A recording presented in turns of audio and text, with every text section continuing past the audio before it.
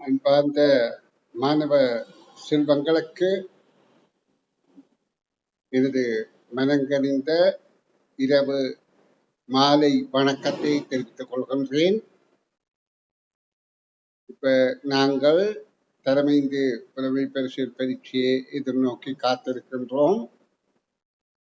அப்ப இந்த பரீட்சையில நாங்கள் வெற்றியடைய வேண்டுமாக இருந்தால் ஓரளவு எங்களால் முடிந்த அளவில் நாங்கள் முயற்சி செய்ய வேண்டும் என்பது உங்களுக்கு நன்றாக தெரியும்.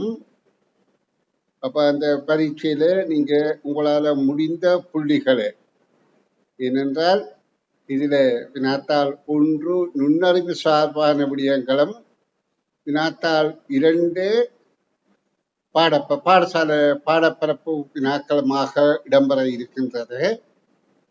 அப்ப இந்த பரீட்சையில நான் கூடியளவு நுண்ணறிவு வினாக்கள் பயிற்சிகளைத்தான் வழங்கி கொண்டிருக்கிறேன். என்ன காரணம் என்றால் அநேகமான மாணவர்களுக்கு அந்த நுண்ணறிவு பயிற்சிகள் தான் கடினமாக இருப்பது போல இருக்கின்றது. அதாவது என்னென்னா, நீங்க இப்ப பிரத்திய கல்வி நிலையங்களுக்கு போறீர்கள், பரீட்சைகள் செய்கிறீர்கள், அங்க உங்களோட பெறுபவர்களை பார்த்தால் பெரும்பாலும் அதாவது பார்ட் 1 பேப்பர்ல கொஞ்சம் குறைய மார்க்ஸ் எடுக்கிறீர்கள், பார்ட் 2 கூடுதலாக எடுக்கிறது தெளிவாக இருக்குது. அப்ப நாங்கள் பார்ட் 1 நான் கூடுதல் பயிற்சி அளித்து விட்டால் நீங்கள் பார்ட் 2 பாடசாலையில படிக்கிறதோடு செய்து நீங்க அரச பரீட்சையில ஓரளவு புள்ளிகளை உங்களால முடிந்த அளவில் புள்ளிகளை பெற முடியும் என்ற எதிர்பார்ப்பில் தான் நான் இந்த வகுப்பை நடத்தி கொண்டிருக்கிறேன். இந்த வகுப்பை நடத்துகின்ற வேளையில நான் உங்களோட ஓரளவு கதைக்கிறதும் என்னுடைய இயல்பு. காரணம் என்னென்னு சொன்னால், உங்களை உற்சாகப்படுத்துறதுக்கு. நீங்க குழந்தைகள் யாருமே இப்போ எல்லாருமே புகழ்ச்சி என்று சொல்றதல்ல. புகழ்ச்சி என்றால் ஒரு ஆளை பற்றி சும்மா பொய்யுக்கு புகழ்றது. அப்படி புகழ்ச்சி என்று சொல்லாம அவர்களை பற்றி உண்மை நிலைப்பாடை சொல்றத யாரும் விரும்புவார்கள். நீங்க எல்லாம் சின்ன பிள்ளைகள், நீங்க இன்றைக்கு இந்த வகுப்புல வந்து கலந்து கொண்டு காலை மாலை என்று வந்து கலந்து கொள்றதுல என்ன காரணம்? உங்களுக்கு ஒரு ஆர்வம். எதிலே ஆர்வம்? கற்க வேண்டும் என்ற ஆர்வம், படிக்க வேணும், நாங்கள் இந்த பரீட்சையில் எங்களால் முடிந்த புள்ளிகளை பெற வேண்டும் என்ற ஆர்வம் இருக்குது. அந்த ஆர்வத்தை என்னை போன்றவர்கள் பாராட்டாமல் விட்டால் அது தவறு. ஏன் அப்படி பாராட்டாமல் விடுவதா இருந்தால் நீங்க சும்மா அந்த யந்திரத்துல செயற்படுற மாதிரி போயிடும். அப்ப மனித நேயத்தில மனிதத்தை கருத்தில் கொண்டு நாங்கள் ஒருவரை ஒருவர் பாராட்டித்தான் காரியத்தை செய்கிறோம். அது வீணென்ற கருத்து தவறு. அப்ப உங்களை நான் மிகவும் பாராட்டுறேன், மிக மிக பாராட்டுறேன். என்ன காரணம்னா உங்களோட முயற்சிக்கு. இப்ப பாருங்கோ, உங்களோட எத்தனையோ பேர் வந்தவர்கள் மற்றவையெல்லாம் பின்னால நிற்கிறோம், அவைக்கு நேரம் இல்லை. பல பொழுதுபோக்கு இருக்குது, பல பிராக்கு இருக்குது, பல முயற்சி இருக்குது. அதை தவறென்று சொல்லவில்லை. ஆனா முற்றிலும் அவை ஒரு வித்தியாசமான கோணத்திலையும் போய்கொண்டிருக்கலாம். அந்த இடத்துல நீங்க சரியானதுல வருவது போல எனக்கு தோற்றுது. அப்ப என்னுடைய கருத்தை நான் உங்களுக்கு சொல்லிக்கொண்டு, சரி, நான் இப்ப உங்களுக்கு வழக்கம் போல விளக்கம் தருகின்ற பரீட்சை தாளை எடுத்து உங்களுக்கு விளக்கம் தர போறேன், கவனியுங்கோ. இப்ப இப்படியாக நான் உங்களுக்கு விளக்கம் தருகின்ற போது, அதாவது காலை வகுப்புல வெற்றிக்கனிகள் என்கின்ற பயிற்சித்தாளையும், இந்த அதாவது மாலை நேர வகுப்புல நான் உங்களுக்கு கூடிய அளவுக்கு என்னுடைய அதாவது கடந்த கால அரச பரீட்சைத்தாள்கள்ல உள்ள வினாக்களுக்கு விடை காணுகின்ற விளக்கத்தை தருவதை மிகவும் விரும்புகிறேன். காரணம் என்னென்று சொன்னால், கடந்த கால அரச பரீட்சைத்தாள்கள்ல வந்த கேள்விகள் அந்த கருத்தை அடிப்படையாக கொண்டுதான் இனிவர போற அரச பரீட்சைத்தாளையும் கேள்விகளும் அமையும். அப்ப நாங்க 2 பக்கத்தால இங்க முயற்சி செய்கிறோம். ஒன்று கடந்த கால அரச பரீட்சைத்தாள்கள் ஊடாகவும், மற்றது என்னுடைய எதிர்பார்ப்பு பரீட்சைத்தாள் ஊடாகவும். அப்ப இந்த வகையில நாங்கள் முயற்சி செய்தால் ஏதோ எங்களால முயன்றதை நாங்கள் செய்யக்கூடியதாக இருக்கும். இப்ப இந்த கேள்வியை பார்ப்போம். இது தாவீதுக்கு இது ஒரு அரச பரீட்சையில வந்த கேள்வி. தாவீதுக்கு ஒவ்வொரு ஞாயிற்றுக்கிழமையும் புதன்கிழமையும் விடுமுறை கிடைக்கும். அதாவது இங்க தாவீது என்பவருக்கு ஞாயிற்றுக்கிழமையும் புதன்கிழமையும் விடுமுறை கிடைக்கும். அவரின் மனைவிக்கு, தாவீதின் மனைவிக்கு ஒன்று விட்டு ஒரு நாள் விடுமுறை கிடைக்கும். இன்று ஞாயிற்றுக்கிழமை இருவருக்கும் விடுமுறை கிடைத்துள்ளது. அப்ப இன்றைய ஞாயிற்றுக்கிழமை அவர் 2 பேருக்கும் விடுமுறை கிடைத்திருக்கின்றது. இவற்றிற்கு அமைய பின்வரும் கூற்றுக்களிடையே மிகவும் சரியான கூற்றை தெரிவு செய்க. இப்ப எங்களுக்கு தெரியுது, ஒரு கணவன் மனைவி, கணவன் பெயர் தாவீது, மனைவி பெயர் குறிப்பிடவில்லை, அவ மனைவி என்று சொல்லப்பட்டிருக்கு.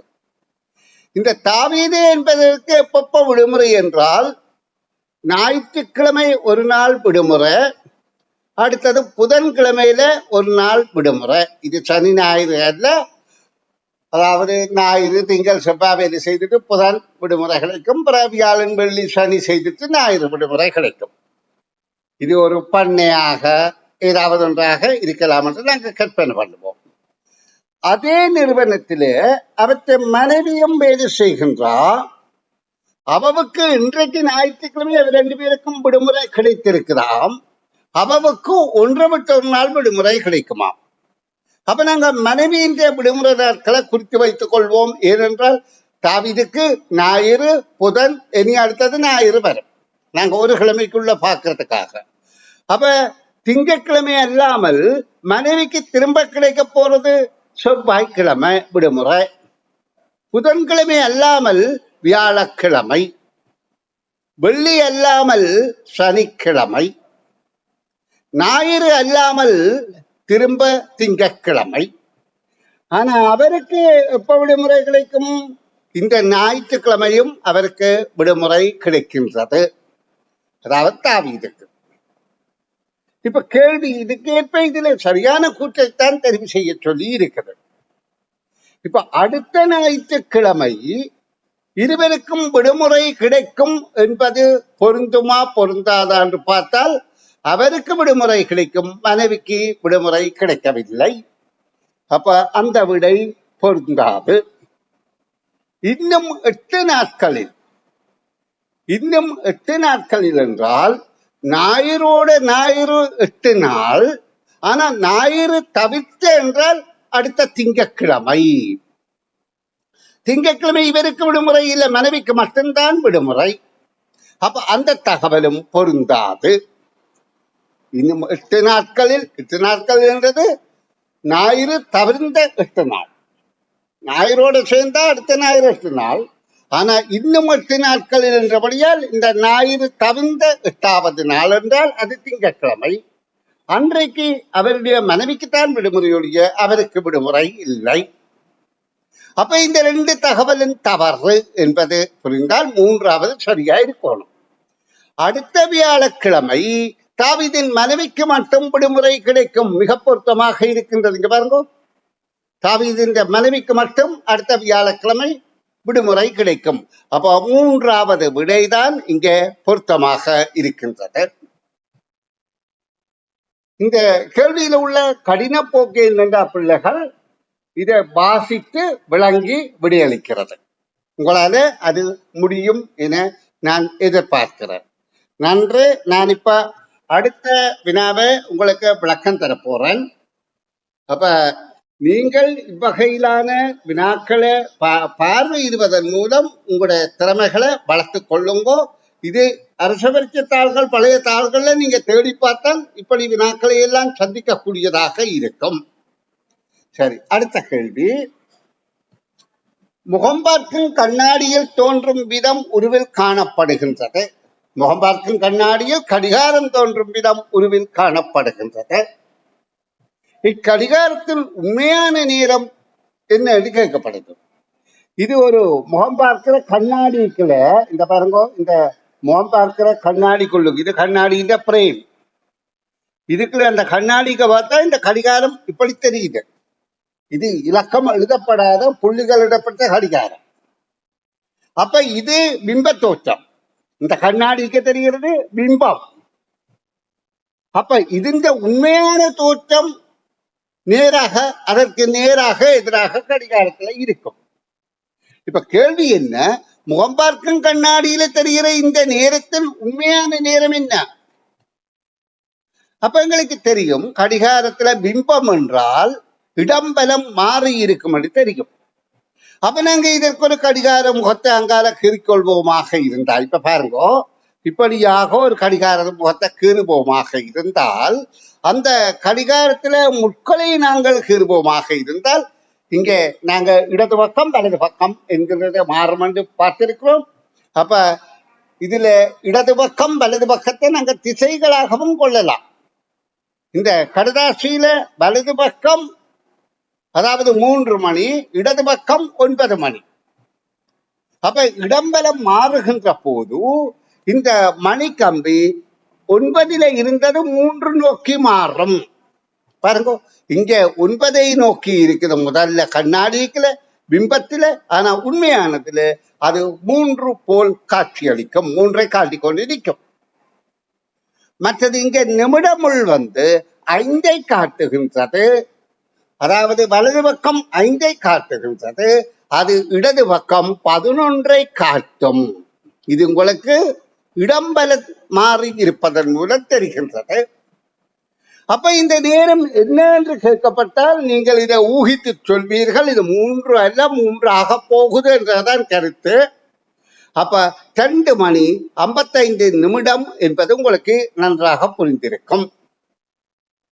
அப்ப இது என்ன, நாங்கள் கண்ணாடியில பிம்பத்தோற்றம் என்றது எப்படி, நிலைக்குத்தாக கண்ணாடியில நாங்கள் நிலைக்குத்தாக இதை பிரிப்போமாக இருந்தால், இப்ப நான் இதை பிரித்து காட்டுறேன் பாருங்க. நிலைக்குத்தாக என்றால் இப்படியாக பிரித்தால் இப்படி மாறி தெரிகிறது, இடம்பலம் மாறி தெரிகின்றது. பிம்பத்தோற்றம் என்றால் இடம்பலம் மாறி தெரியும் என்ற கருத்து உங்களுக்கு புரிந்தால் சரி. ஆனால் இது 2:55 சரி, இப்படி காண்பதும் சரி. ஆனா இதை விட சில வேளையில வேற கேள்விகளாக வந்துவிட்டார். உங்களுக்கு இதை காண்றதுக்கு இலகுவான வழியும் ஒன்று இருக்கின்றது. இப்ப என்னென்றால் 12 மணியில இருந்து, அதாவது 12 என்கின்ற நேரத்தில இருந்து, சில நேரங்கள்ல 24ல இருந்து கழிக்க வேண்டி இருக்கும், அது வேற வழியாம. இப்ப நாங்க 12ல இருந்து பார்ப்போம். 12ல இருந்து இந்த நேரம் இப்ப என்னவாக காட்டுகின்றது, 9 மணி 5 நிமிடம். 9 மணி 5 நிமிடம். இதை கழித்தால் எங்களுக்கு இந்த பிம்ப நேரம் தெரியும். அதாவது முதல் நாங்கள் கண்டுபிடித்தோம் 2:55. இங்க இதான் விட. அப்ப இது சரி வருதல் பார்ப்போம். இது மணி நிமிட கழித்தல் மணி நிமிடம். நிமிடத்துல 59க்கு மேல போடக்கூடாது. 60 நிமிடம் என்றால் 1 மணித்தியாலம். அப்ப அதாவது இப்ப நாங்கள் 1க்குள்ள 9 வரை இருந்தாலும் ஓடுவோம், 10 வந்துட்டு இருந்தா அடுத்தது போயிடுவோம். அது மாற்ற 99 வரையில போடலாம். இலக்கத்துல 100 அடுத்தது போறோம். அதே மாதிரி இதுல 59 வரையிலாம் போடலாம். அப்ப இங்க ஒன்றை கடன் எடுத்தால் இது 60 ஆயிடுச்சு.